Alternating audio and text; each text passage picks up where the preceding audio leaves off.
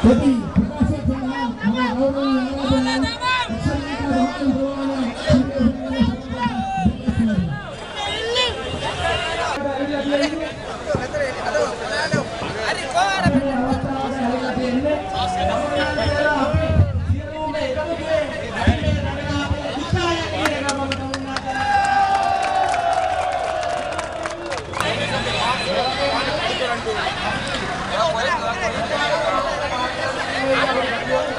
akhirnya kami proses dilakukan dengan gila nasional saudara-saudara dalam amalan ilah semua.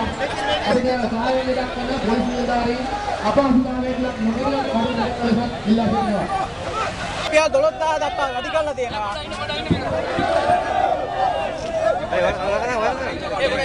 Rupiah 12,000 දක්වා වැඩි කරලා තියෙනවා. ඒක අපේ විතරක් නෙවෙයි. රියදුරන්ගෙන් රිය සහායකයින්ගෙන් සහ රිය මේ කියන්නේ එම ලොරි රථ වලටත් ඒක වළංගුයි. ඒක නිසා අපි වහාම මේ පාලකින්ට කියනවා ඒ රාත්තු අඩු කළා අපිට සහනයක් සලසන්න කියන රටන තමයි මේ ගිනියන්නේ. ඒ වගේම දැන් ඔවුන්ට සල්ලි හොයන්න ඕන නම් අපි වගේ මේ අහිංසක වාප්පු නිලධාරීන්ගෙන් එතකොට ලොරි රථ වලින් සහ රියදුරන්ගෙන් අය නොකර ඒ කියන්නේ වරාය ඕන තරම් අවස්ථා තියෙනවා. ඒ කියන්නේ වරාය රේගු කටයුතු මේ බාහන්න බහලුවක් රේගු පරීක්ෂණ සඳහා දැන් කරන්න එළිය. ඒක වරාය ඇතුලේ කරනවා නම් එක බහලුවකින් රුපියල් 7-8000ක් අරගෙන දවසකට කෝටි ගණන් හොයන්න පුළුවන් ක්‍රම තියෙනවා. ඒක නිසා ඒවෙන් සල්ලි හොයන්න මේ අහිංසක වාහන නිලධාරීන්ට එතකොට අපි රජය